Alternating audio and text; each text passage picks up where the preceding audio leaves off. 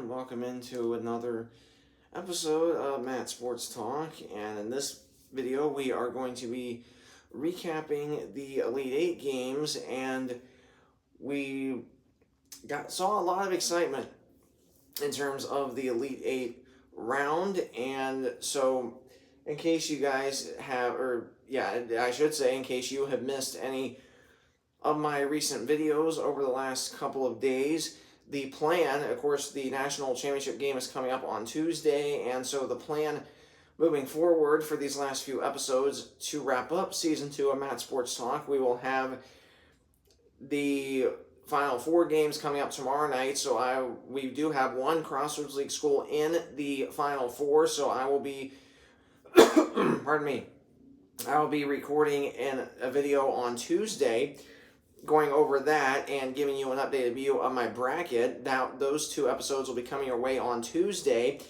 and then I will be giving you a final look at my updated bracket either on Tuesday or Wednesday, depending on if Dort beats Dakota State on tomorrow night and advances to the national title game. If that does not happen, then my final bracket update will be on Tuesday after recapping the Final Four round, from which one of the Crossroads League schools still in the hunt will play.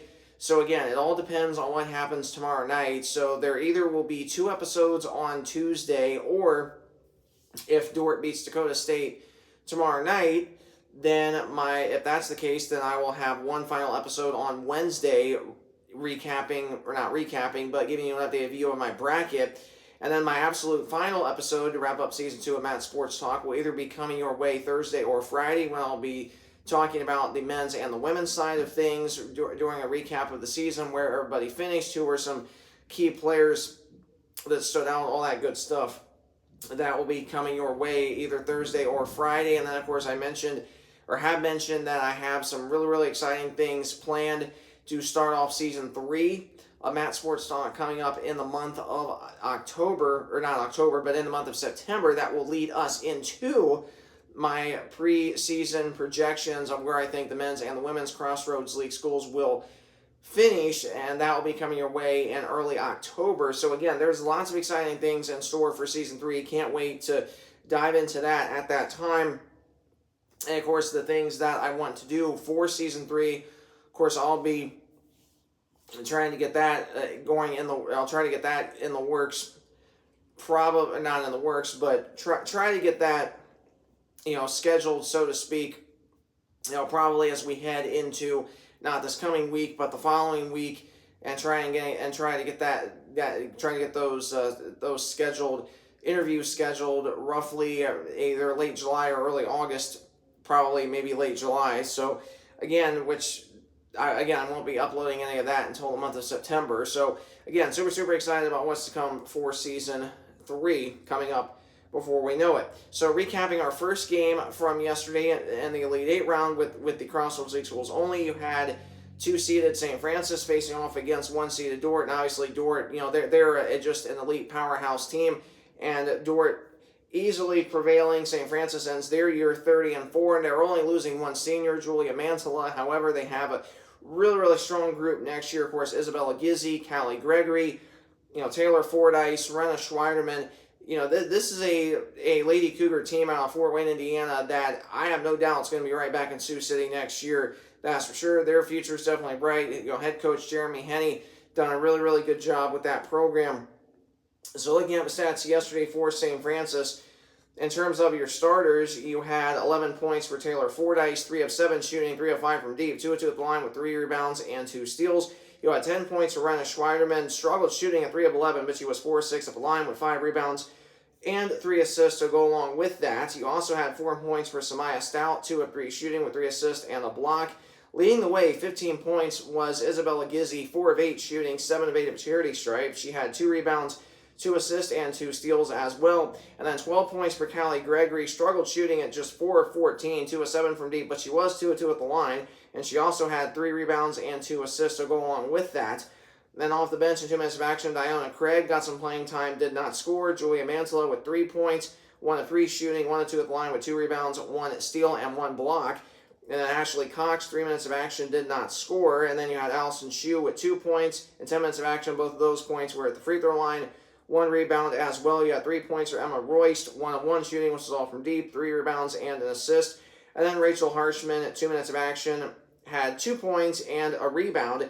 And St. Francis really struggled shooting at 36, and they really struggled from 3 at 28. Now, one bright spot, they were excellent at the free throw line, converting 18 out of 22 for 81%. And then obviously, you know, if you're watching this and maybe you're a Dordt Defender fan, you're wondering, well, how well did the team do? Because obviously they're looking for their 3rd straight national championship. Well, that's what I'm here to tell you is your team did really, really well yesterday. And of course, you had Macy Sievers with her 2nd straight triple-double, 20 points, 15 rebounds, 14 assists. She was 6 of 17 shooting, 4 of 10 from deep, 4 of 4 at the charity stripe. She also had 1 steal and 1 block, and she now passes over 1,050 career assists, and that breaks a D1 record that was set back from 1991 to 1994. So, a huge congratulations to the senior. I think she might be the only senior. I know she's not the only senior, but a senior on this Lady Defender team. Huge congratulations to Macy for a very, very good job, and she definitely is the greatest of all time in terms of Dordt Lady Defender basketball history. Of course, her head coach, Bill Harmsen's done just such an unbelievable job leading this team over the last few years, and obviously I have nothing but respect for them, how good they are, and they just continue to be a powerhouse team in the NAIA and also out in the GPAC, which is the Great Plains Athletic Conference. And outside of Sievers, you had 12 points for Willow Bleeker, 4 of 6 shooting, 2 of 4 from deep, 2 of 2 at the line. She had 7 rebounds, 3 assists, and 3 steals. 7 points for Olivia Harrison, 3 of 5 shooting, 1 of 3 from deep, 2 rebounds, 1 assist as well. 6 points for Desta Hugendorn, 3 of 3 shooting, 6 rebounds, 2 assists as well. And the big one was Gracie Schoenhoven, 33 points, 12 of 21 shooting, 9 of 11 at the charity stripe. She had 5 rebounds, 1 assist, and 3 blocks. Really, really good balanced numbers there. And then off the bench, getting some playing time, you had Ava Lingeman, 2 minutes of action, did not score. You also had Trinity Watson, 1 minute of action, did not score. Stella Charleston, 3 minutes of action, did not score. You had Aubrey Burkhart with 3 points off the bench and 2 rebounds. You had Kaylee Davis, 1 minute of action, did not score. You also had Taylor Durant, and 8 minutes of action with 2 points, both at the free throw line, 1 rebound, and 1 steal to go along with that. 3 minutes of action, you had Taylor Watson that did not score. 3 minutes of action, Mackenzie Goodwin had 2 rebounds, and then 2 minutes of action, you had Miley Zomer, did not score, but she had 1 rebound, and the defenders shot excellent from the field at 47. They also struggled from 3 at 28, and they were slightly worse at the free throw line, albeit by not a lot, 17 out of 22 for 77%. And that was your matchup there. And then our final matchup of the Elite 8 round in terms of cross-Jose schools, you had 2-seeded Campbellsville, 1-seeded Marion, and it was all Marion here. Really, really no surprise. Marion outscoring the Lady Tigers 21-7 in the 4th quarter. That made all your difference there. And then, of course, for Marion, the last time they made it to the Final Four, which was back in 2017, they won the national championship. So obviously we'll have to wait and see how tomorrow night plays out. And of course, for the Tigers out of Campbellsville, the Lady Tigers, I should say, the Marion defense forced 20 turnovers, and let me see, and then they forced, Marion forced 20 turnovers and scored 25 points off of 20 turnovers. So obviously that really made all your difference there. And then Marion was forced into 15 turnovers, and Campbellsville only scored 7 points off of that. Second chance points were 13-7 in favor of Marion. Points in the paint, 32-16 in favor of Marion. Fast break points, 18-2 in favor of Marion. Really no surprise there. And then your assists, 21-9 in favor of Marion. Rebounding, 45-31 in favor of Marion. And looking at your stats, you had 8 points by Tyra Flowers with 5 rebounds, and then you had 4 points, Hallie Allen, 2 rebounds, 2 assists, 2 steals, and a block, though. You had 2 points for Lainey Johnson with 2 rebounds, 3 points for Dia Bradley, 2 rebounds, 2 assists, and 3 steals. And Whitney Hay leading the way with 15 points. Struggled shooting at 5 of 16, but she was 5 of 6 at the charity stripe with 3 rebounds, 1 assist, and 2 steals. And then off the bench, you had Ella House, 8 minutes of action with an assist. Kinsley Molden had an assist, 2 points for Bella Stiles, 1 of 1 shooting with 3 rebounds. You also had Katie Smiley, did not score, but she had 4 rebounds though. And then you had Talon Shearer, I hope I'm pronouncing that right, 5 minutes of action, did not score. Then you had Paige Serafini with 6 points, 1 rebound, 1 assist, and a block, and then 3 points for Abby Gilbert with 5 rebounds, 1 assist, 1 steal. And then in 2 minutes of action, Jordan Collum did not score either. And Campbellsville really struggled shooting from the field at 29, really struggled from 3 at 20, and they also struggled at the free throw line for the second straight game, converting just 10 out of 17 for 58%.